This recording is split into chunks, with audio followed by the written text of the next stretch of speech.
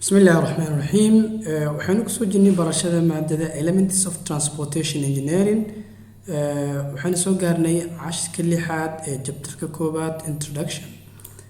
darsigan waxaan uga hadli doonaa duwabeedmo dhowr qodob oo muhiim ah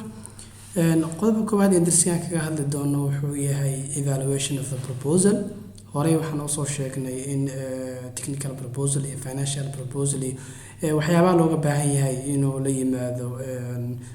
company-ga ama isha consultant-iga la rabo in shaqada inuu qabto looga baahan yahay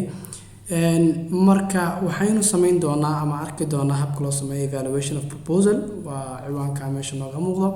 waxaa kale oo insha Allah taala aan ka hadli doonaa negotiation and award contract in heshiiskii lala galo contract-gana la siiyo consultant-iga ama company-ga la siiyo waxaan fiirin doonaa marka waxyaabaha laga rabo inuu soo qabto marka company-ga la siiyo sida tusaale ahaan dokumentiyada iyo report-yada ay ka mid yihiin quality assurance plan qorshihiisa waxyaabahaas wax la xiriiro inception report ayaan fiirin doonaa feasibility report project preliminary project report ama BPR waxa loo yaqaano qodobadaas ayaynu ku qaada dhigi doonaa darsigeena insha Allah taala haddaba hore u sii galno evaluation of proposal seeba loo qiimeeyaa ama evaluation loogu sameeyaa company-yaasha meesha musuqmaasuq meelaha ugu badan oo ka dhaca waaye markii aan fiirino client-yaasha aan daacad ahayn laakiin waxaa la rabaa mashruuca client-iga inuu waxyaabahan uu daacad ka noqdo technical proposal is evaluated given appropriate weightage and different aspects such as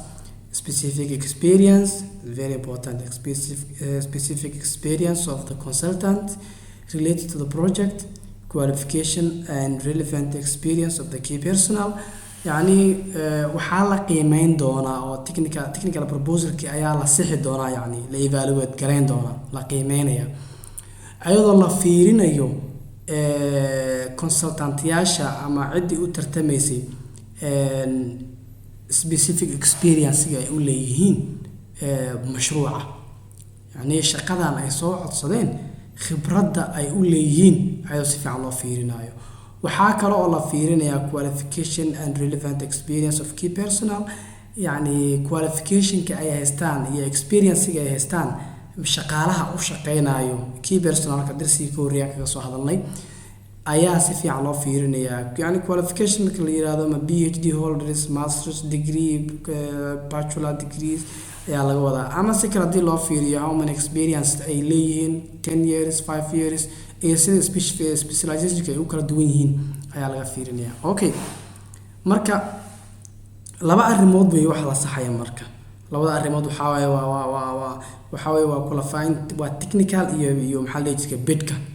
يعني financial iyo technical ka baa la kala qaybin doonaa generally marka minimum mark tusaale ahaan yani 70 ana iskay can be 75 or 80% ayaa lagu saxayaa is required for qualifying into technical evaluation yes marka technical evaluation la joogo khasab ma ahan in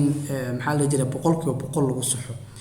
70 ka soo qaad marka company-ga waa inuu ugu yaraan 70% uu soo gaaro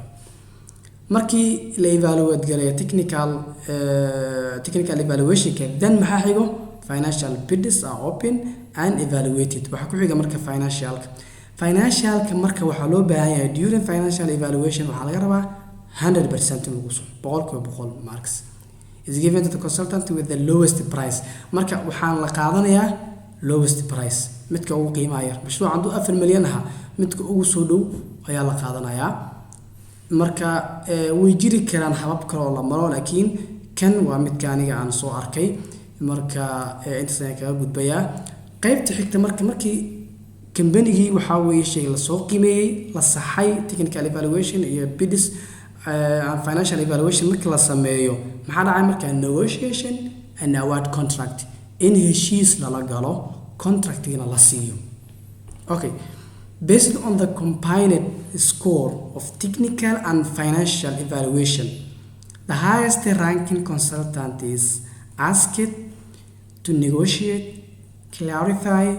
confirm availability of their key personnel once more for the project and compliance to the contract awarded consultant يعني markii aan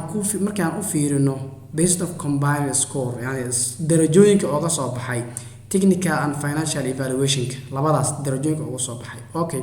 the highest ranking midka ugu darajada badan ayaa la weydiinayaa marka once more yani waxa aad shaqo aad u badan waa in si fiican loo hubiyaa yani waxa la weydiinayaa warniyo shaqada diyaar muu tahay barma ku cadahay war